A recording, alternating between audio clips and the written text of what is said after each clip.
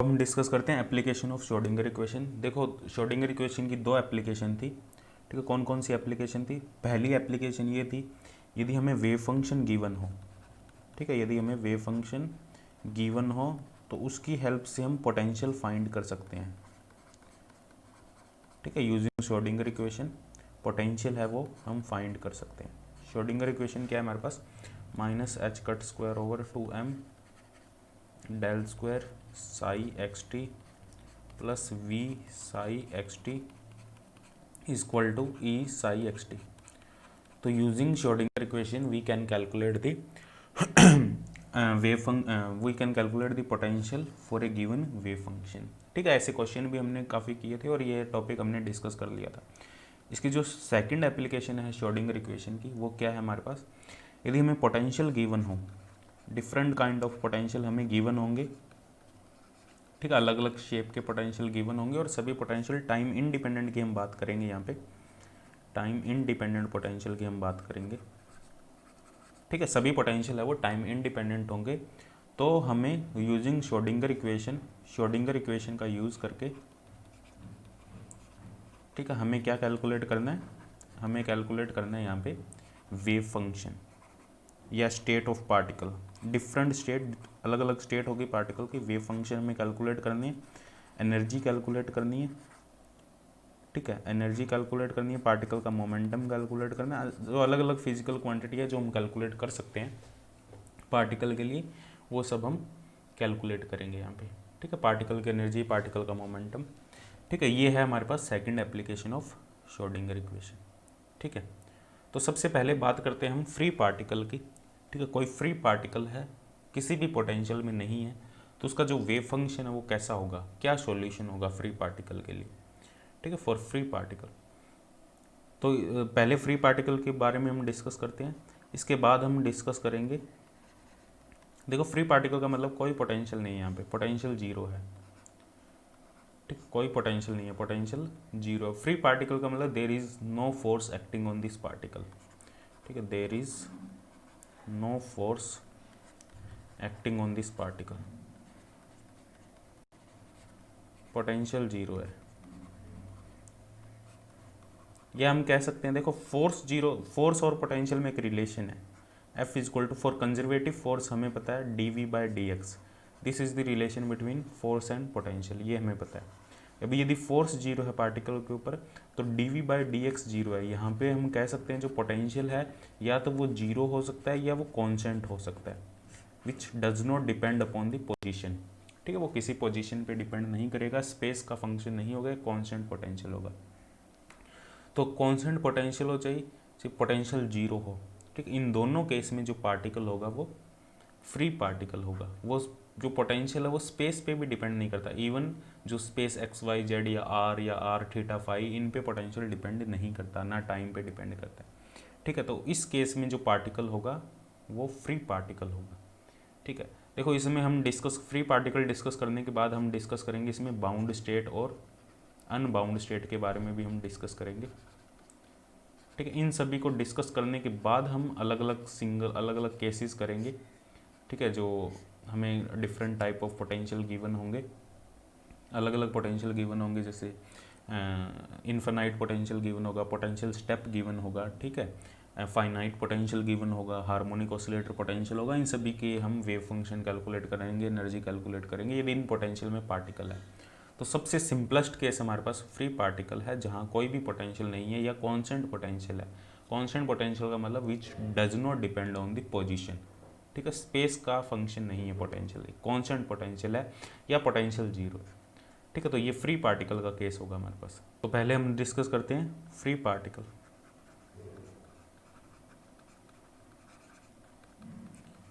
Free particle में potential zero या potential constant, ठीक है। पहले मान लेते हैं पोटेंशियल जीरो है, पोटेंशियल जीरो, पार्टिकल की एनर्जी ई है, फ्री पार्टिकल है जिसकी एनर्जी ई है। तो यूजिंग श्रोडिंगर इक्वेशन हम कह सकते हैं minus h cut square by 2m del square psi मान लो वेव फंक्शन है पार्टिकल का, पोटेंशियल जीरो है, एनर्जी ई साई, ये श्रोडिंगर इक्वेशन होगी हमारे पास।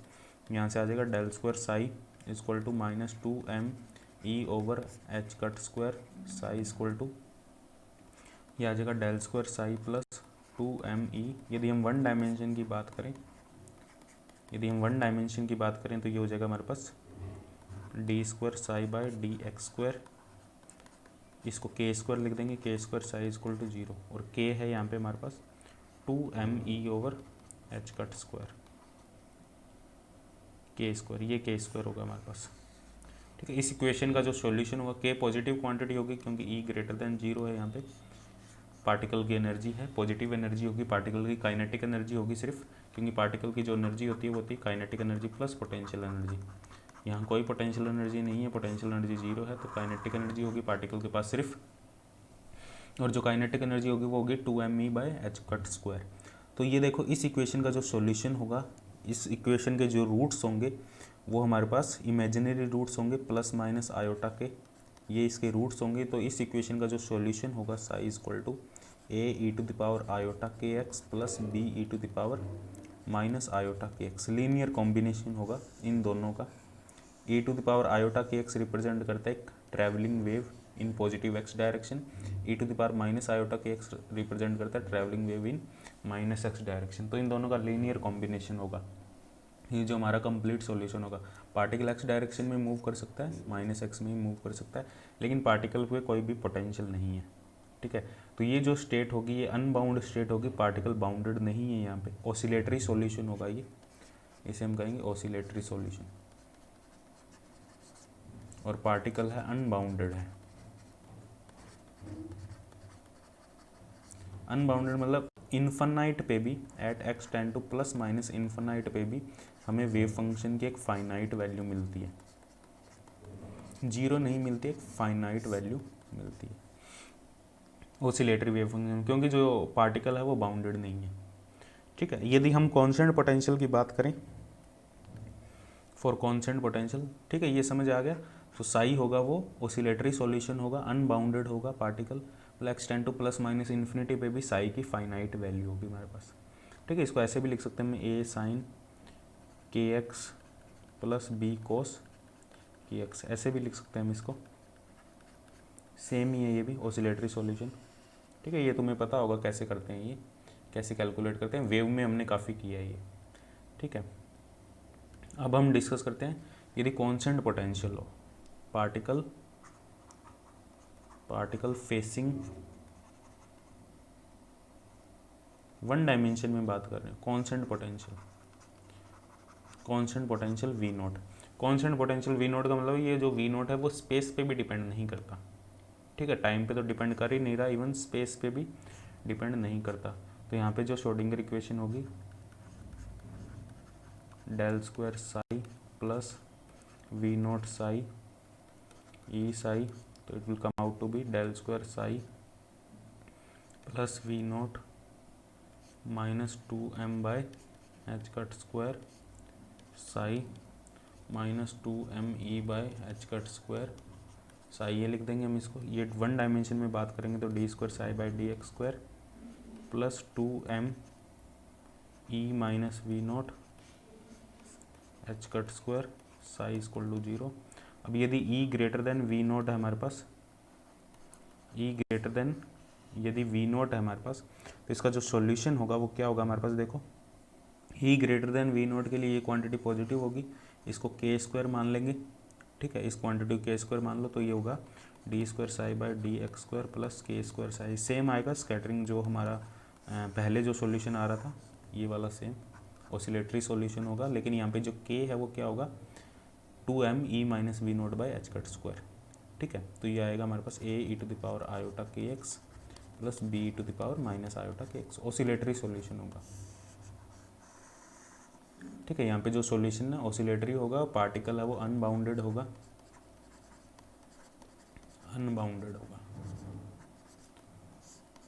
ठीक है, मतलब x tend to plus minus infinity पे जो वेव फंक्शन है वो एक फाइनाइट वैल्यू होगी,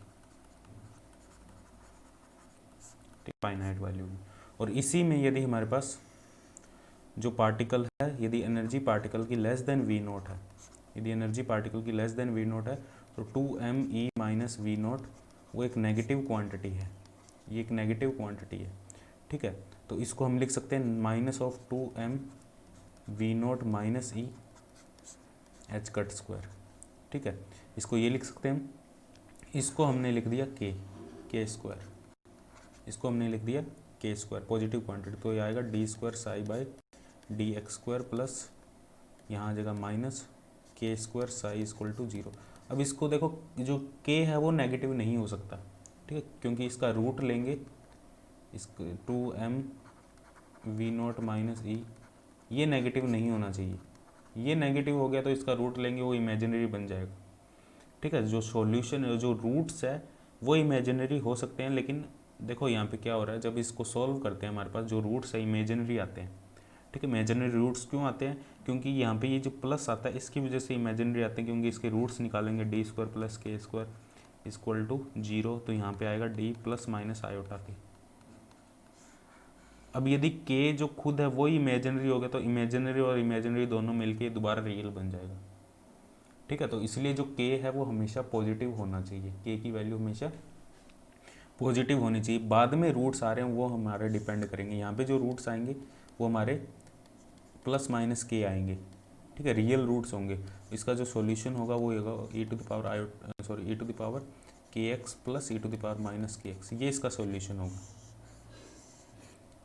एक्सपोनेंशियली सॉल्यूशन होगा, एक्सपोनेंशियल सॉल्यूशन होगा। ठीक है, डिकेइंग फंक्शन होगा ये, डिकेइंग फंक्शन। अब इसका मतलब है जो पार्टिकल है वो बाउंडेड है, बाउंडेड है, बाउंडेड का मतलब x tend to plus minus infinity पे ये जो वेव फंक्शन है वो 0 हो जाएगा, मतलब पार्टिकल एक लिमिट में बाउंडेड है। ठीक है, एक पर्टिकुलर लिमिट के अंदर जो पार्टिकल है बाउंडेड है, डिकेइंग फंक्शन मतलब बाउंडेड स्टेट है। ठीक है, पार्टिकल एक लिमिट के अंदर बाउंडेड है और ये जो वेव फंक्शन है वो कुछ टाइम के बाद 0 हो जाएगा। ठीक है, तो ये हमारे पास दोनों केस होंगे। तो देखो इसमें एक इंपॉर्टेंट पॉइंट ये है, यदि जो पार्टिकल की एनर्जी है, ये इंपॉर्टेंट पॉइंट नोट कर लो, यदि पार्टिकल की एनर्जी है वो ग्रेटर देन पोटेंशियल है, यदि मान लो जो हमारा पोटेंशियल है वो स्पेस डिपेंडेंट पोटेंशियल है, टाइम डिपेंडेंट तो हम ले ही नहीं रहे, यदि हमारा जो पोटेंशियल है वो स्पेस डिपेंडेंट पोटेंशियल है।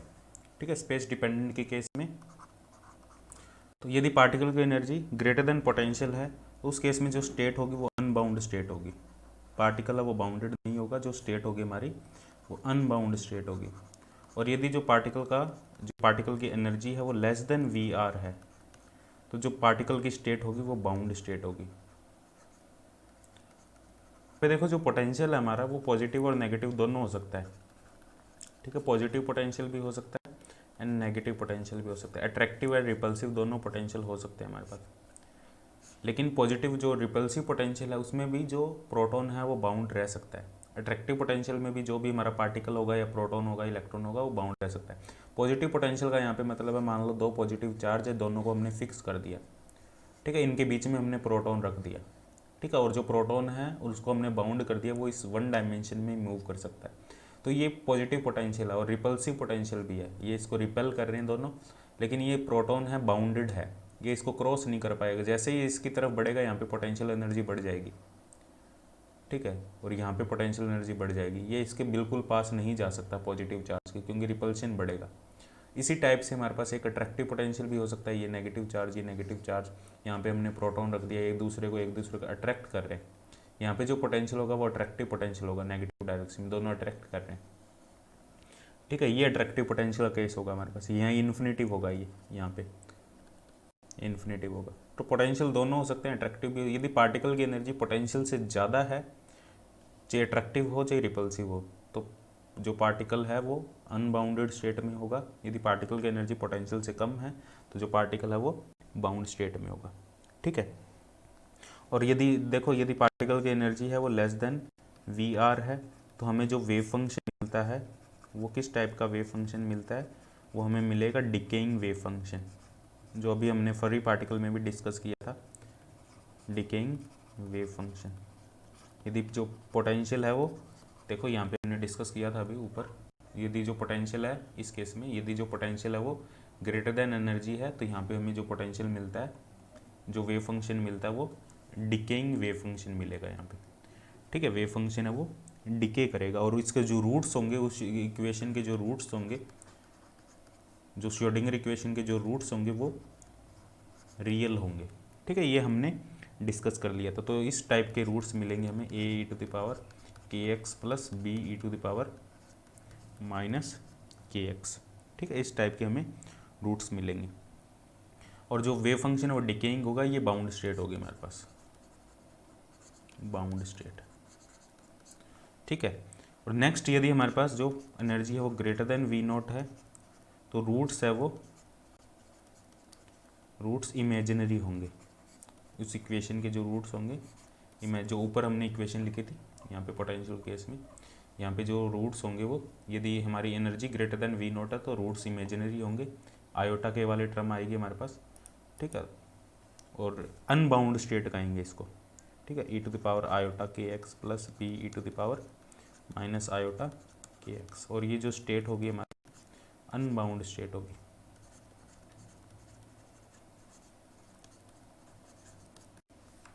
ठीक है, अब देखो इसमें एक सिंपल सा एग्जांपल ले लेते हैं, एक अच्छा सा, जिसमें मिक्स केस ले लेते हैं जिसमें सभी टाइप की पोटेंशियल हो। हमें ये इस टाइप का पोटेंशियल दिया, इसको हम डिस्कस करते हैं अलग अलग रीजन में हमारा जो वेव फंक्शन है वो कैसा होगा। ठीक है, ये इस टाइप का पोटेंशियल है, ये हमें पोटेंशियल गिवन है, यहाँ पे डिक्रीज कर रहा है, यहाँ पे फिर इंक्रीज किया, और ये इस टाइप का पोटेंशियल है हमारे पास, पॉजिटिव पोटेंशियल है। यहाँ पोटेंशियल है V1 और यहाँ पोटेंशियल हमारा V2, V2 is greater than V1, positive potential है, रिपल्सिव पोटेंशियल है, ठीक है। और ये जो पॉइंट है यहाँ मिनिमम पोटेंशियल है V मिनिमम, और ये जो पॉइंट है इस पॉइंट को हम मान लेते हैं, इस पॉइंट को, ये दो पॉइंट है, इस पॉइंट को हम मान लेते हैं x1, इस पॉइंट को हम मान लेते हैं x2। तो देखो इसमें क्या केस बन सकते हैं, ठीक है। इसमें पहला केस ये बन सकता है यदि पार्टिकल है, उसकी जो एनर्जी, पार्टिकल की एनर्जी अलग अलग हो सकती है, ठीक है। ये हमारा कंप्लीट पोटेंशियल है, ये वाला, ये पोटेंशियल है, ये पोटेंशियल है कंप्लीट, ठीक है। यहाँ पोटेंशियल की हाइट V1 है, यहाँ V मिनिमम है, यहाँ पे पोटेंशियल की हाइट V2 है। यदि जो पार्टिकल की एनर्जी है वो इस रीजन में है, अलग पेन से ड्रॉ करता हूँ इसको मैं, देखो यदि पार्टिकल की जो एनर्जी है हमारी इस रीजन में, यहाँ पे ये पार्टिकल की एनर्जी है हमारी, पार्टिकल की एनर्जी मतलब पार्टिकल की जो एनर्जी है वो, एक सेकेंड, हाँ, जो पार्टिकल की एनर्जी है हमारे पास वो ग्रेटर देन है हमारे पास V मिनिमम से और लेस देन है V1 से। पार्टिकल की एनर्जी है वो ग्रेटर देन है V मिनिमम से, मतलब इस रीजन में पार्टिकल है, इस रीजन के अंदर, इस रीजन के अंदर यदि पार्टिकल है, मतलब x1 और x2 के बीच में लिमिट में पार्टिकल, तो क्या होगा इस केस में, क्या होगा हमारे पास, इस केस में जो एनर्जी है पार्टिकल की वो ग्रेटर देन पोटेंशियल है इस रीजन के अंदर, x1 और x2 के अंदर, x1 और x2 रीजन के अंदर हमारे पास जो पार्टिकल की एनर्जी है वो ग्रेटर देन पोटेंशियल है। तो इस x1 और x2 के बीच में जो पार्टिकल है वो फ्री रहेगा, x1 और x2 के बीच में जो पार्टिकल है वो फ्री रहेगा, लेकिन x1 और x2 के बीच में जो पार्टिकल है वो बाउंड भी होगा, वो बाउंडेड भी होगा, क्योंकि जैसे ही वो x1 और x2 पे पहुंचेगा वहाँ पे हमें जो रूट्स मिलेंगे वो डिकेइंग फंक्शन मिलेगा, क्योंकि वहाँ पे पोटेंशियल की वैल्यू, डिकेइंग फंक्शन, क्योंकि पोटेंशियल की वैल्यू है वो ग्रेटर देन एनर्जी है x लेस देन x1 पे और x ग्रेटर देन x2 पे। जो पार्टिकल की एनर्जी है वो ग्रेटर देन, जो पोटेंशियल की वैल्यू है ग्रेटर देन, जैसे इस पॉइंट पे पार्टिकल पहुंचेगा यहाँ पे डिकेइंग फंक्शन मिलेगा और यहाँ पे भी हमें डिकेइंग फंक्शन मिलेगा। तो मतलब जो पार्टिकल हम कह सकते हैं, जो पार्टिकल है, पार्टिकल की एनर्जी माइनस इन्फिनेटिव से यदि x की वैल्यू हमारे पास x1 है और x2, x की वैल्यू इन्फिनेटिव, इस रीजन में जो पार्टिकल की एनर्जी होगी लेस देन v होगी, और यहाँ पे हमें डिकेइंग फंक्शन मिलेगा,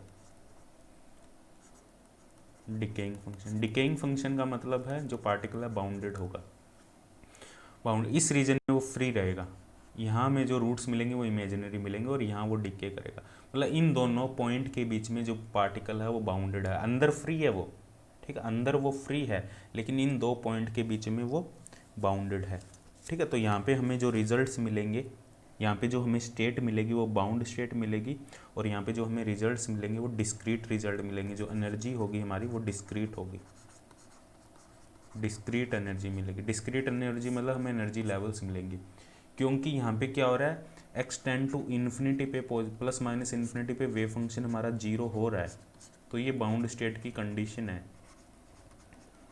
x tend to plus minus infinity पे हमारा जो वेव फंक्शन है वो 0 हो जाना चाहिए। ठीक है, इसी में सेकंड केस करते हैं, यदि पार्टिकल की जो एनर्जी है वो ग्रेटर देन v2 हुई, पार्टिकल की जो एनर्जी है ग्रेटर देन v2 हुई। ग्रेटर देन v2 का मतलब जो पार्टिकल की एनर्जी है वो इस रीजन में, यहाँ ये पार्टिकल हमारा, ठीक है, इसकी एनर्जी है greater than v2। Greater than v2 का मतलब v1 से तो ग्रेटर है ही, v2 से भी ग्रेटर है, तो यहाँ पे हमें जो सॉल्यूशन मिलेगा वो इमेजिनरी मिलेगा, ओसिलेटरी सॉल्यूशन होगा। यहाँ पे जो स्टेट होगी वो अनबाउंडेड होगी, ठीक है, यहाँ पे जो स्टेट होगी वो अनबाउंडेड होगी, अनबाउंडेड स्टेट, और जो सॉल्यूशन मिलेगा हमें वो इमेजिनरी मिलेगा, या ओसिलेटरी कह सकते हैं हम, ओसिलेटरी सॉल्यूशन होगा। ठीक है, और x tend to plus minus infinity पे जो वेव फंक्शन है वो फाइनाइट ही रहेगा। यहाँ पे पार्टिकल है प्लस माइनस इन्फिनिटी पे हमें मिल सकता है क्योंकि कोई डिकेइंग फंक्शन नहीं है यहाँ पे। ठीक है, यदि हम थर्ड केस डिस्कस करें, यदि पार्टिकल की एनर्जी है वो ग्रेटर देन v1 है और लेस देन v2 है, ये इंपॉर्टेंट है केस इस रीजन में, इस रीजन में। तो देखो ये पॉइंट मान लो x3 पॉइंट है, इस पॉइंट को हमने x3 मान लिया, तो इस रीजन में तो पार्टिकल का जो वेव फंक्शन है डिकेइंग होगा, इससे पहले पार्टिकल का वेव फंक्शन है वो ओसिलेटरी होगा। तो हम कह सकते हैं x लेस देन x3, इस रीजन में जो पार्टिकल है ओसिलेटरी सॉल्यूशन होगा, ओसिलेटरी होगा क्योंकि पार्टिकल की energy is greater than potential है इस रीजन में, x लेस देन x3 में। x ग्रेटर देन x3 में जो पार्टिकल की एनर्जी है वो लेस देन पोटेंशियल है, और जो हमें सॉल्यूशन मिलेगा वो डिकेइंग मिलेगा। डिकेइंग का मतलब है वो समय के साथ उसकी जो प्रोबेबिलिटी है वो डिक्रीज करेगी, और इस रीजन में x tend to minus infinity पे जो पार्टिकल है, हमें x tend to minus infinity पे जो वेव फंक्शन है वो फाइनाइट होगा, और x tend to plus infinity पे जो वेव फंक्शन हमारा वो 0 होगा। मतलब यहाँ पे दोनों केस मिल रहे हैं हमें, ओसिलेटरी सॉल्यूशन भी मिल रहा है, डिकेइंग भी मिल रहा है, इसे हम कहेंगे मिक्स स्टेट, मिक्स स्टेट मिलेगी यहाँ पे। ठीक है, x3 से पहले ओसिलेटरी सॉल्यूशन होगा, x3 के बाद में हमें डिकेइंग वेव फंक्शन मिलेगा, क्योंकि एनर्जी और पोटेंशियल है। देखो बेसिकली सारा खेल एनर्जी और पोटेंशियल का है, यदि एनर्जी ग्रेटर देन पोटेंशियल है तो ओसिलेटरी सॉल्यूशन होगा, एनर्जी लेस देन पोटेंशियल है तो हमारे पास जो सॉल्यूशन होगा वो डिकेइंग होगा, बाउंडेड स्टेट होगी। अब देखो कई केस में जैसे हमने ये बात किया था, इस रीजन में जैसे ये पोटेंशियल था हमारे पास, इस रीजन में पार्टिकल की एनर्जी है, ठीक है। अब यहाँ पे सॉल्यूशन तो हमें ऑसिलेटरी मिल रहा है इस रीजन में, लेकिन वो एक रीजन के बीच में बाउंडेड है, x1 और x2 के बीच में। लेकिन x टेंड टू इन्फिनिटी पे प्लस माइनस इन्फिनिटी पे वो वेव फंक्शन 0 हो रहा है, तो हम कह सकते हैं वो स्टेट बाउंड है। सॉल्यूशन तो ऑसिलेटरी मिल रहा है एक फिक्स रीजन के अंदर, लेकिन x tend to plus infinity पे जो वेव फंक्शन हमारा वो 0 हो रहा है, तो हम कह सकते हैं जो सॉल्यूशन होगा हमारा वो बाउंड स्टेट, जो स्टेट होगी हमारी वो बाउंड स्टेट होगी, क्योंकि पार्टिकल इन दो रीजन के, इन दो पॉइंट के बीच में बाउंडेड है। तो हमें एनर्जी की जो वैल्यू मिलेगी यहाँ पे वो डिस्क्रीट मिलेगी। ऐसे केस हम डिस्कस करेंगे, डिस्क्रीट एनर्जी की वैल्यू हमें मिलेगी यहाँ पे। ठीक है, तो अब हम डिस्कस करते हैं इसमें सबसे पहला केस। ठीक है, एक गिवन पोटेंशियल के लिए हमें वेव फंक्शन कैलकुलेट करना है पार्टिकल के लिए, उसकी एनर्जी कैलकुलेट करनी है, और अलग अलग क्वांटिटीज़ हम फिजिकल क्वांटिटीज़ कैलकुलेट करेंगे, एक्सपेक्टेशन वैल्यूज़ वगैरह, ठीक है, प्रोबेबिलिटी वगैरह, ये सब चीज़ें हम कैलकुलेट करेंगे। तो सबसे पहला केस है हमारे पास particle in one dimensional box, या इन्फिनाइट पोटेंशियल वेल भी कह देते हैं इसको, particle in one dimensional box.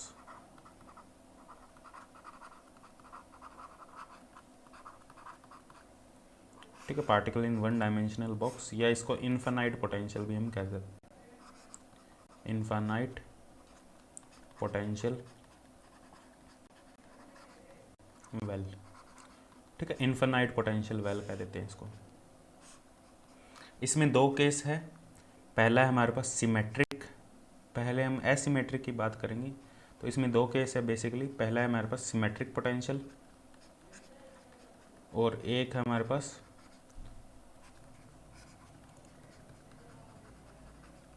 Asymmetric potential.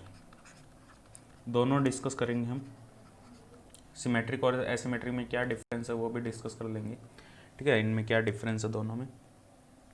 पहले हम बात करते हैं एसिमेट्रिक पोटेंशियल वेल की। ठीक है, पहले बात करते हैं asymmetric potential. V x is equal to 0 for some region 0 to a and it is infinite otherwise, ये हमारे पास एसिमेट्रिक पोटेंशियल होगा। ठीक है, एसिमेट्रिक पोटेंशियल इसका मतलब है, इसको यदि हम ड्रॉ करें तो इस टाइप का जो पोटेंशियल होगा हमारा, मतलब ओरिजिन है वो एक्स इक्वल टू 0 पे सेट करेंगे, ये एक्स इक्वल टू ए होगा, ये इन्फिनिटी पोटेंशियल होगा। ये हमारा जो पोटेंशियल होगा ये एसिमेट्रिक पोटेंशियल या अनसिमेट्रिक पोटेंशियल भी कह सकते हैं। ठीक है, और जो सिमेट्रिक पोटेंशियल होगा हमारा वो इस टाइप से होगा। देखो अभी डिफरेंस तुम्हें समझ में आ जाएगा। ये हमारा सिमेट्रिक पोटेंशियल होगा, minus a to a, origin x equal to 0, इसके सेंटर में है, ये इन्फिनेटिव और ये इन्फिनेटिव। ये हमारा जो पोटेंशियल होगा वो सिमेट्रिक पोटेंशियल होगा। तो दोनों केस में हम डिस्कस करेंगे। देखो physically both case are same, physically कोई डिफरेंस नहीं है दोनों में, physically both are same, physically कोई डिफरेंस नहीं है, लेकिन मैथमेटिकली यहाँ पे थोड़ा सा डिफरेंस है। ठीक है, जो हमें वेव फंक्शन मिलेंगे वो अलग अलग मिलेंगे, किस टाइप के मिलेंगे वो हम डिस्कस करेंगे। ठीक है, इसका यदि हम प्रैक्टिकल एग्जांपल लें, ये जो पहले हम बात करते हैं एसिमेट्रिक पोटेंशियल की। ठीक है, एसिमेट्रिक पोटेंशियल की, इसके लिए हम वेव फंक्शन निकालेंगे पार्टिकल का, और इन्फिनिटिव पोटेंशियल है, और इसका जो प्रैक्टिकल एग्जांपल लें, ये हमारे पास एसिमेट्रिक पोटेंशियल है, x equal to 0, x equal to a. ठीक है, ये इन्फिनिटिव है, यहाँ पे भी इन्फिनिटिव है, इन्फिनिटिव पोटेंशियल है। वन डायमेंशनल क्यों कह रहे हैं इसको, वन डायमेंशनल बॉक्स। यदि इसका हम प्रैक्टिकल एग्जांपल लें तो कुछ इस टाइप से ये पोटेंशियल होगा हमारे पास, तुम देख सकते हो यहाँ पे। जैसे ये हमारे पास एक पॉजिटिव चार्ज है, ये एक पॉजिटिव चार्ज है, इन दोनों को हमने फिक्स कर दिया, इसको x इक्वल टू 0 पे फिक्स कर दिया, इसको x इक्वल टू a पे फिक्स कर दिया। यहाँ पे बीच में हमारे पास एक प्रोटॉन पार्टिकल है। ठीक है, जो इधर मूव करेगा तो भी रिपेल होगा, इधर मूव करेगा तो भी रिपेल होगा, और यहाँ तक ये इसके पास नहीं जा सकता, बिल्कुल ये इसको टच नहीं कर सकता। यहाँ पे जो पोटेंशियल है वो इन्फिनाइट चला जाएगा। ठीक है, रिपल्शन बहुत ज़्यादा हो जाएगा, और यहाँ पे भी रिपल्शन बहुत ज़्यादा हो जाएगा। तो जो पोटेंशियल है उसको हम ऐसे ड्रॉ करते हैं, मतलब जैसे जैसे पार्टिकल इधर बढ़ रहा है रिपल्शन बढ़ रहा है, और एक टाइम पर जो रिपल्शन है वो इन्फिनिटिव हो जाएगा। एक्चुअल में जो रियल में ये जो पोटेंशियल होगा वो इस टाइप का होगा, लेकिन हम इसको इस टाइप से हम आइडियल केस ले लेते हैं ताकि सॉल्व करना हमारे लिए इजी हो। वैसे एक्चुअल में देखा जाए तो पोटेंशियल इस टाइप से होगा हमारे पास, लेकिन हम इसको आइडियल ऐसे ड्रॉ कर देते हैं। ठीक है, ताकि सॉल्व करना हमारे लिए इजी हो थोड़ा सा। ठीक, आइडियली हम ऐसे ड्रॉ कर देते हैं इसको। तो ये हमारे पास होगा infinitive potential, one dimensional infinitive potential. ठीक है, यहाँ इसकी वैल्यू इन्फिनिटिव है, यहाँ इसकी वैल्यू इन्फिनिटिव है, यहाँ इसकी वैल्यू पोटेंशियल की 0 है। ठीक है, ये जो देख सकते हो यहाँ पे तुम V x equal to x equal to 0 to a पे ये 0 है, बाकी सभी जगह ये इन्फिनिटिव है। तो श्रोडिंगर इक्वेशन लिखेंगे इसके लिए। मान लो पार्टिकल है, इसके अंदर पार्टिकल की एनर्जी ई है। टाइम इंडिपेंडेंट श्रोडिंगर इक्वेशन लिखेंगे क्योंकि टाइम इंडिपेंडेंट पोटेंशियल है ये। ठीक है, यहाँ पे जो पार्टिकल है, मान लो ये पार्टिकल है हमारे पास m मास का, जिसकी एनर्जी ई है, इसकी ये एनर्जी को हमने ई से रिप्रेजेंट किया, और ई ऑब्वियसली लेस देन वी होगा। इसके अंदर तो ज़्यादा होगा, देखो इस रीजन के अंदर यहाँ पे तो ई ऑब्वियसली, क्योंकि पोटेंशियल जीरो मतलब एनर्जी की वैल्यू पोटेंशियल से ज़्यादा है, पोटेंशियल से ज़्यादा है, इसका मतलब यहाँ पे जो स्टेट मिलेगी हमें ऑसिलेटरी मिलेगी। लेकिन इन दो रीजन के बीच में x equal to 0 x equal to a के बीच में ये बाउंडेड है, क्योंकि यहाँ पे वेव फंक्शन डिक्रीज कर जाएगा। डिक्रीज करने वाले यहाँ पे वेव फंक्शन 0 ही हो जाएगा, क्योंकि पोटेंशियल इन्फिनिटिव है, क्योंकि पोटेंशियल की वैल्यू एनर्जी से काफ़ी हाई है। तो श्रोडिंगर इक्वेशन क्या होगी, Schrodinger equation minus h cut square over 2m del square psi, one dimension में लिखेंगे इसको वी साई इक्वल टू, ये हमारे पास श्रोडिंगर इक्वेशन है। तो वन डायमेंशन में होगी हमारे पास, यदि हम पोटेंशियल की वैल्यू 0 रखें, x equal to 0 to a के बीच में पार्टिकल होगा, पार्टिकल बाहर नहीं जा सकता, d square psi by d x square plus 0 equal to E psi. ठीक है, इसको सोल्व करेंगे हम, श्रोडिंगर इक्वेशन को सोल्व करेंगे तो देखो हमारे पास क्या आएगा, ये d square psi by d x square equal to minus 2m E over h cut square psi. ठीक है, इसको जब सॉल्व करेंगे ये आएगा हमारे पास, यहाँ सॉल्व कर देता हूँ मैं इसको, ये आएगा d square psi by d x square plus 2me over h cut square psi equal to 0। इसको मान लेंगे के स्क्वायर, इसको मान लेंगे k square d square psi by d x square plus k square psi equal to 0। इसका जो solution होगा इस इक्वेशन का, रूट्स इसके जो रूट्स होंगे हमारे वो इमेजिनरी रूट्स होंगे प्लस माइनस आयोटा के। इसका जो सिंपल सॉल्यूशन होगा साइन कोस की फॉर्म में ए sine k x plus B कोस के एक्स, ये इसका सॉल्यूशन होगा। किस रीजन में? 0 टू x इक्वल टू ए वाले रीजन में। ऑसिलेटरी होगा लेकिन बाउंडेड होगा, ऑसिलेटरी तो होगा लेकिन बाउंडेड होगा, क्योंकि extend to plus minus infinity पे जो साई की वैल्यू है वो 0, इवन x इक्वल टू 0 और x इक्वल टू ए पे इसकी वैल्यू 0 हो जाती है। x इक्वल टू 0 और x इक्वल टू ए पर ही वेव फंक्शन की वैल्यू 0 हो जाती है, क्योंकि पोटेंशियल इन्फिनिटी है, वहाँ पे पार्टिकल एग्जिस्ट नहीं कर सकता। यदि वहाँ पार्टिकल ही एग्जिस्ट नहीं कर सकता तो वेव फंक्शन का वहाँ पे कोई रोल नहीं होगा, वेव फंक्शन 0 होगा। तो यहाँ पे बाउंड्री कंडीशन हम अप्लाई करेंगे। बाउंड्री कंडीशन क्या है हमारे पास? जो वेव फंक्शन है वो कंटिन्यूस होना चाहिए। बाउंड्री कंडीशन क्या होगी हमारे पास?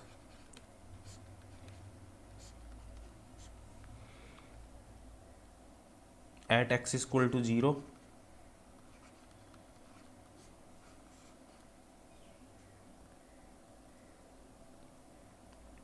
At x equal to 0 psi equal to 0, ये हमारी फर्स्ट बाउंड्री कंडीशन होगी। ठीक है, एक्स इक्वल टू 0 पे वेव फंक्शन 0 होगा, तो ये हम अप्लाई करेंगे यहाँ पे। तो साई की वैल्यू 0 रख दी हमने, ए साइन 0 बी कोस 0, कोस 0 1 होगा हमारे पास, तो यहाँ से बी आ जाएगा हमारे पास 0, बी 0 आ गया। तो ये बाउंड्री कंडीशन हमने अप्लाई कर दी। बाउंड्री कंडीशन क्या है हमारे पास? At x equal to 0। Boundary condition का मतलब क्या है? कुछ वेव फंक्शन की जो प्रॉपर्टीज़ है, वेव फंक्शन की जो प्रॉपर्टी क्या है वो एक्सेप्टेबल है नहीं है, और वेव फंक्शन कहाँ 0 हो रहा कहाँ 0 नहीं हो रहा, कंटिन्यूस है नहीं है, तो ये इसकी बाउंड्री कंडीशन है। एक्स इक्वल टू 0 पे वेव फंक्शन 0 होगा हमारे पास, तो बी 0 आ जाएगा। तो अब वेव फंक्शन बचा हमारे पास ए साइन के एक्स, ये वेव फंक्शन है हमारे पास एक्स इक्वल टू 0 अप्लाई करने के बाद। अब हम अप्लाई करते हैं at x equal to a, wave function यहाँ भी 0 होगा, स्टिल वेव फंक्शन इज 0। ठीक है, और तो ये आ जाएगा साइन ए साइन के ए, एक्स इक्वल टू ए पे वेव फंक्शन 0 है, तो साइन के ए इक्वल टू 0 होगा। और के इक्वल टू 0 कब होगा? जब ये होगा एन पाई बाय ये एन पाई। जब के की वैल्यू एन पाई होगी तब साइन की वैल्यू 0 होगी। अब एन की वैल्यू यहाँ पे 1 हो सकती है, 2 हो सकती है, 3 हो सकती है, 4 हो सकती है, ये सभी एन की पॉसिबल वैल्यूज है। एन की वैल्यू 0 नहीं हो सकती यहाँ पे। एन की वैल्यू 0 क्यों नहीं हो सकती यहाँ पे? यदि एन की वैल्यू 0 होती है हमारे पास तो वेव फंक्शन ही हमारा 0 हो जाएगा। ठीक है, एन की वैल्यू 0 होती है तो एक्स की कोई भी वैल्यू ले लो, वेव फंक्शन ही हमारा 0 हो जाएगा। तो यहाँ पे एन की वैल्यू 0 पॉसिबल नहीं है। ठीक है, देखो क्यों पॉसिबल नहीं, आगे भी अभी डिस्कस करते हैं इसको। के की वैल्यू आ गई एन पाई, तो के आ गया हमारे पास n pi by a, n pi by a. तो अब हमारा जो वेव फंक्शन आ जाएगा ए साइन के की जगह रख देंगे एन पाई एक्स बाय ए, ये आ जाएगा। अब एन की वैल्यू देखो यहाँ पे, यदि 1 रखें हम, 2 रखें हम, 3 रखें, तो जो वेव फंक्शन है वो कई जगह 0 होगा, कई जगह नॉन 0 होगा, वो एक्स पे डिपेंड करेगा। ठीक है, यदि वैल्यू एन की वैल्यू 1 रखें तो वो एक्स पे डिपेंड करेगा कहाँ 0 होना है कहाँ 0 नहीं होना। लेकिन यदि हम एन की वैल्यू 0 रख देते हैं तो वेव फंक्शन हमेशा ही 0 हो जाएगा, वो एक्स पे डिपेंड ही नहीं करेगा।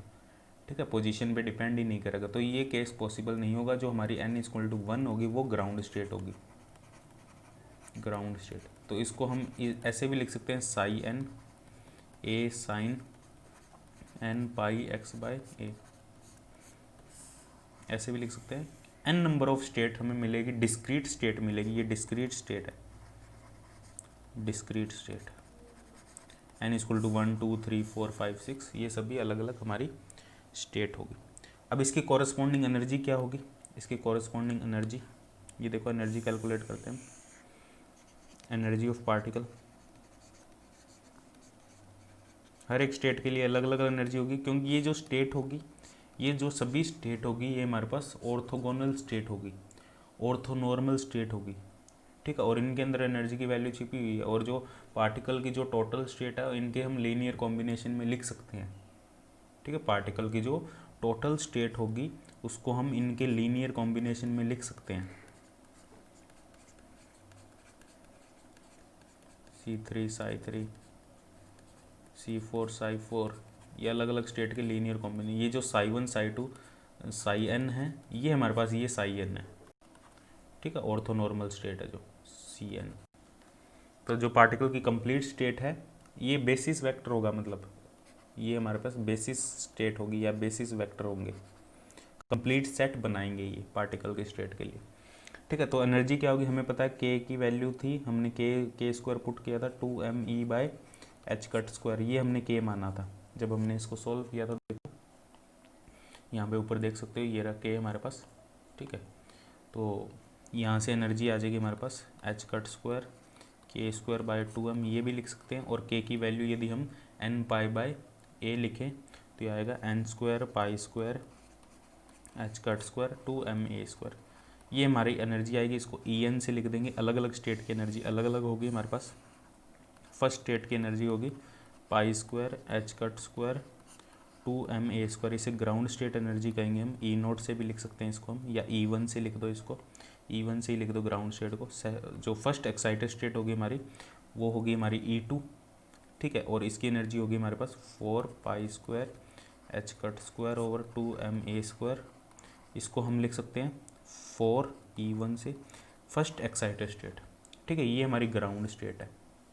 या इसको E0 से यदि तुम लिखोगे तो इसको E1 से लिख देना 4E0, ये हमारी फर्स्ट एक्साइटेड स्टेट की एनर्जी होगी।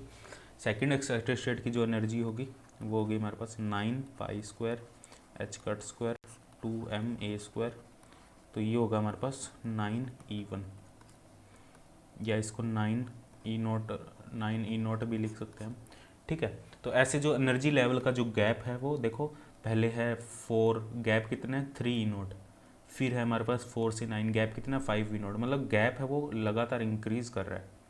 जो गैप है मान लो ये ग्राउंड स्टेट है E1, ये जो सेकंड एक्साइटेड स्टेट है ये है 4E1, sorry first excited state है 4E1, ये है psi1, ये है psi2, क्योंकि n=1 ग्राउंड स्टेट है हमारे पास, ठीक है, n=1 ग्राउंड स्टेट है, ये फर्स्ट एक्साइटेड स्टेट है, और ये गैप बढ़ रहा है लगातार।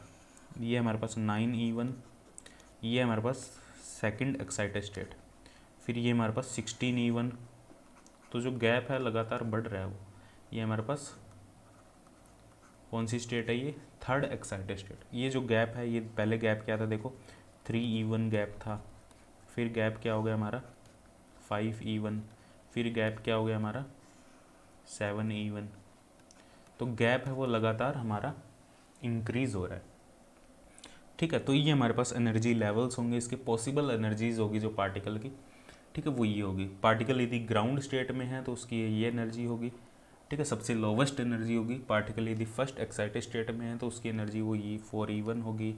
जैसे जैसे पार्टिकल है हायर स्टेट में जाता जाएगा उनके एनर्जी लेवल का जो गैप है वो इंक्रीज़ करता जाएगा, ठीक है, क्योंकि फ्री पार्टिकल है और यहाँ पे जो एनर्जी है वो डिस्क्रीट फॉर्म में मिलेगी, अलग अलग एनर्जी लेवल्स मिलेंगे, और इनका गैप है लगातार इंक्रीज़ करता जाएगा, क्योंकि ये रिपल्सिव पोटेंशियल है। ये रिपल्सिव पोटेंशियल की निशानी है। रिपल्सिव पोटेंशियल का मतलब है जो लेवल्स का गैप है, levels gap will continuously increase.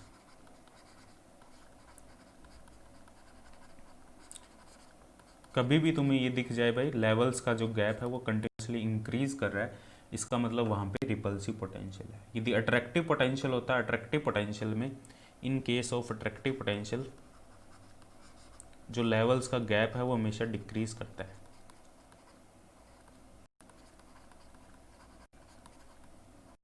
जो लेवल्स का गैप होगा, जैसे हाइड्रोजन एटम ले लो, गैप विल डिक्रीज। जैसे हाइड्रोजन एटम में जो गैप है पहले ज़्यादा होगा, फिर कम होता जाएगा, फिर और कम होता जाएगा, फिर और कम होता जाएगा। जो गैप है वो डिक्रीज़ करता है अट्रैक्टिव पोटेंशियल में, लेकिन वही रिपल्सिव पोटेंशियल में जो गैप है लेवल के बीच में वो इंक्रीज़ करता है। अब ये जो हमारे पास वेव फंक्शन आया था, अब ये वेव फंक्शन हम नॉर्मलाइज करते हैं इस वेव फंक्शन को, ए sine n pi x by ए, ये हमारे पास वेव फंक्शन आया था। इस वेव फंक्शन को हम नॉर्मलाइज करते हैं, ये अभी नॉर्मलाइज वेव फंक्शन नहीं है हमारे पास, इसको हमें नॉर्मलाइज करना पड़ेगा। अब इसको नॉर्मलाइजेशन कंडीशन क्या है हमारे पास, psi n star psi n d x equal to 1, minus infinity से इन्फिनिटी। लेकिन हमें वेव फंक्शन माइनस इन्फिनिटी से 0 के अंदर तो वेव फंक्शन 0 है, ठीक है, फिर 0 से a के अंदर वेव फंक्शन एग्जिस्ट करता है हमारा, और a से इन्फिनिटी के बीच में भी वेव फंक्शन हमारा 0 है, ठीक है। तो ये दोनों टर्म तो 0 ही हो जाएगी, तो हमारा जो नॉर्मलाइजेशन कंडीशन होगी 0 से a Sai star Sai D x. यदि यही इन्फिनिटी से इन्फिनिटी का केस होता तो हमारे पास वेव फंक्शन की वैल्यू, ये जो नॉर्मलाइजेशन है ये फाइनाइट नहीं होता, स्क्वायर इंटीग्रेबल वेव फंक्शन नहीं होता, क्योंकि हमने डिस्कस भी किया था जो साइन और कॉस के वेव फंक्शन है वो यदि हम लिमिट माइनस इन्फिनिटी से प्लस इन्फिनिटी लें तो ये स्क्वायर इंटीग्रेबल वेव फंक्शन नहीं होंगे, तो ये वेव फंक्शन की प्रॉपर्टी को सेटिस्फाई नहीं करता यदि लिमिट माइनस इन्फिनिटी से इन्फिनिटी होती, ठीक है। नॉर्मलाइजेशन कंडीशन को सेटिस्फाई नहीं करता। ये कब सेटिस्फाई करेगा, जब हम लिमिट फाइनाइट लेंगे, और यहाँ पे फाइनाइट लिमिट है 0 से a के बीच में, ठीक है। तो 0 से a star sine n pi x by a into a sine n pi x by a d x equal to 1। तो ये क्या आ जाएगा हमारे पास, a स्क्वायर कॉमन आ जाएगा, sine square n pi x by a d x equal to 1।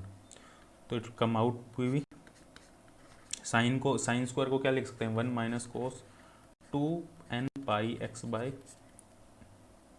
A upon 2, ये लिख सकते हैं हम 0 टू a 1 डी एक्स, ठीक है, ये लिख सकते हैं हम इसको। तो ये क्या आ जाएगा हमारे पास, a square 0 to a 1 by 2 d x minus cos 2 n pi x by a by 2 d x equal to 1। तो कोस का हो जाएगा साइन ए स्क्वायर, ये हो जाएगा हमारे पास हाफ एक्स या हाफ ए लिख देंगे, इसको डायरेक्ट लिमिट लगाएंगे तो, ठीक है, हाफ इंटू ए लिख देंगे, माइनस हाफ कोस का हो जाएगा हमारे पास sine 2 n pi x by a, और ऊपर आ जाएगा a by n pi 2 n pi, ठीक है, और इसकी लिमिट लगाएंगे हम 0 से a। जब a लगाएंगे तो साइन 2 एन पाई तो वैसे ही 0 होता है, ठीक है, n की वैल्यू 1 2 3 कुछ भी लिखो, तो a पाई तो वैसे ही 0 होगा, ठीक है, जो साइन 2 एन पाई तो वैसे ही, जब लिमिट 0 लगाएंगे तो भी साइन 0 होगा, ये टर्म तो डायरेक्ट 0 हो जाएगी लिमिट लगाने के बाद, ये टर्म डायरेक्ट 0 हो जाएगी। तो a स्क्वायर होगा हमारे पास into a by 2 equal to 1, तो a होगा हमारे पास √2 बाई ए होगा हमारे पास √2 बाई ए। तो ये आ जाएगा हमारे पास, जो वेव फंक्शन आ जाएगा हमारे पास psi n √2 by a sine n pi x by, ये हमारे पास वेव फंक्शन होगा पार्टिकल का। चलो इन वेव फंक्शन को ड्रॉ करते हैं हम। जो हमारा ग्राउंड स्टेट का वेव फंक्शन होगा 2 बाई, ये नॉर्मलाइज्ड वेव फंक्शन होगा, ठीक है, नॉर्मलाइज्ड है।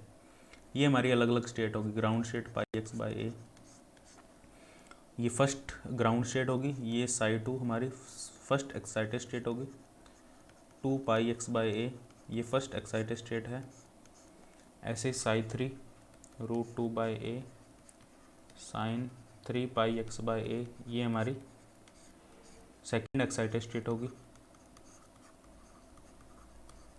यहाँ पे जो ए होगी वो विड्थ है, ठीक है, पोटेंशियल की विड्थ। अब देखो कई बार पोटेंशियल तुम्हें चेंज कर देगा, पोटेंशियल ए की जगह 2a कर देगा, 0 से 2a कर देगा, ठीक है। तो ये बेसिकली इसको हम विड्थ की फॉर्म में लिखें वेव फंक्शन को, तो इस टाइप से लिखेंगे √2 बाई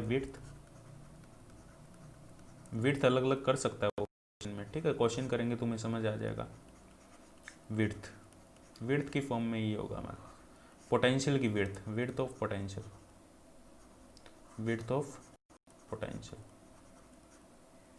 पोटेंशियल की विड्थ की फॉर्म में इसको ऐसे लिख सकते हैं।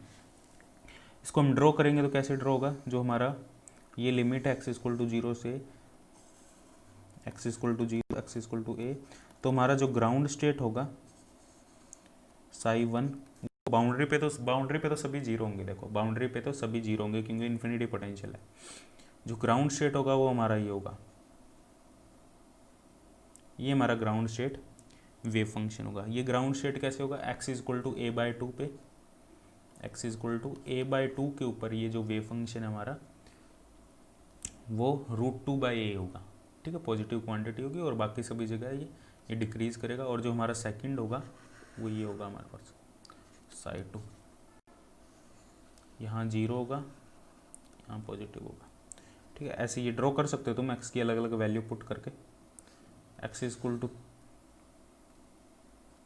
जो psi3 होगा हमारे पास वो इस टाइप से होगा, इस टाइप से। ठीक है, psi3 में क्या आएगा हमारे पास, जो psi3 है उसमें x equal to a by 2 पे जो psi3 होगा हमारा वो क्या होगा, देखो √2/a into sine 3 into a, x की जगह पुट कर देंगे a बाई 2, तो 3 π/2 sine 3 π/2 sine pi plus π/2, sine pi plus π/2 minus होगा साइन π/2, तो -√2/, इसलिए ये नीचे की तरफ जाएगा यहाँ पे। ठीक है, तो ये हो गए हमारे पास वेव फंक्शन। ऐसे ड्रॉ कर सकते हो अलग अलग वेव फंक्शन।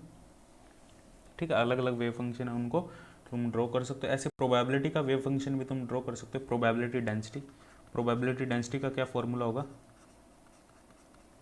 तो देखो जो ग्राउंड स्टेट है उसमें जो पार्टिकल के पाए जाने की जो प्रोबेबिलिटी है वो कहाँ ज़्यादा होगी, प्रोबेबिलिटी डेंसिटी से पता लगेगा वो हमें। प्रोबेबिलिटी डेंसिटी क्या होती है हमें पता है, साई स्टार साई या साई स्क्वायर, ये प्रोबेबिलिटी डेंसिटी होती है। ठीक है, इसका यदि हम वेव फंक्शन ड्रॉ करें प्रोबेबिलिटी डेंसिटी का ग्राउंड स्टेट के लिए, तो ग्राउंड स्टेट के लिए वही है, थोड़ा सा ऊपर बन जाएगा, बस रहेगा इस ऐसे ही सेम शेप ऐसी ही रहेगी, स्क्वायर हो जाएगा इसका बस।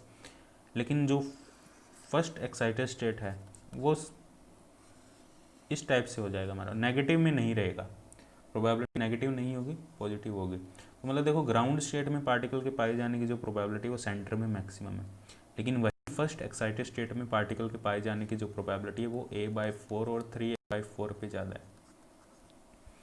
ठीक है, a/4 और 3a/4 पे जो पार्टिकल की प्रोबेबिलिटी, ग्राउंड जो सेंटर में प्रोबेबिलिटी 0 है। ठीक है, सेकंड जो फर्स्ट एक्साइटेड स्टेट है उसमें जो सेंटर में पार्टिकल की प्रोबेबिलिटी 0 है। ठीक है, ऐसे ही तुम थर्ड एक्साइटेड स्टेट में भी ड्रॉ कर सकते हो। थर्ड एक्साइटेड स्टेट में ये पॉजिटिव, ये भी पॉजिटिव हो जाएगा, यहाँ पे ये भी पॉजिटिव हो जाएगा, तो यहाँ पे प्रोबेबिलिटी हमारी मैक्सिमम होगी। ठीक है, जो थर्ड वाला आएगा हमारा वो ऐसा आएगा, psi3 मतलब सेकंड एक्साइटेड स्टेट, ये ग्राउंड है बाय, ये सेंटर होगा, ये psi3 होगा। ठीक है, तो ये प्रोबेबिलिटी डेंसिटी होगी, मतलब पार्टिकल के जो पाए जाने की प्रोबेबिलिटी है, यदि पार्टिकल ग्राउंड स्टेट में है तो सेंटर में उसकी प्रोबेबिलिटी मैक्सिमम होगी, यदि पार्टिकल फर्स्ट एक्साइटेड स्टेट में है तो इन 2 पॉइंट पे प्रोबेबिलिटी मैक्सिमम होगी, यहाँ पे प्रोबेबिलिटी 0 होगी। थर्ड एक्साइटेड स्टेट में है तो इन पॉइंट पे प्रोबेबिलिटी मैक्सिमम होगी, मतलब जो psi1 psi3 psi5 है वहाँ पे a/2 पे प्रोबेबिलिटी मैक्सिमम होगी। ठीक है, और जो हमारे इवन है जो psi2 है psi4 है वहाँ पे सेंटर पे प्रोबेबिलिटी 0 होगी। तो इस चीज़ को भी थोड़ा सा ध्यान रखना। और यहाँ पे जो नंबर ऑफ नोड्स होंगे हमारे, तो देखो जो ग्राउंड स्टेट है वहाँ पे नंबर ऑफ नोड्स कितने हैं, 2 तो परमानेंट नोड्स होंगे ही होंगे। n की वैल्यू 1 है, मतलब 2 नोड्स है, मतलब जो नंबर ऑफ नोड्स होंगे यहाँ पे, number of nodes in wave function, जो नंबर ऑफ नोड्स मतलब जहाँ पे वेव फंक्शन 0 है, वो नंबर ऑफ नोड्स कितने होंगे हमारे पास, वो होंगे n+1। ग्राउंड स्टेट के लिए 2 तो परमानेंट नोड्स होंगे ही होंगे। ठीक है, यदि हम 2 परमानेंट वालों को हटा दें फिर n-1 होंगे। ठीक है, यदि n+1 याद रखो फॉर्मूला, 2 तो होंगे ही होंगे, n=1 के लिए 2 होंगे, n=2 के लिए 3 होंगे, क्योंकि वहाँ पे एक सेंटर में नोड आ जाएगा। ये देखो सेकंड केस में एक ये हो जाएगा, एक ये हो जाएगा और एक ये हो जाएगा। इसमें हमारे पास 1 2 3 4, इसमें 4 होंगे, तो n+1 हमारे पास नंबर ऑफ नोड्स होंगे। ठीक है।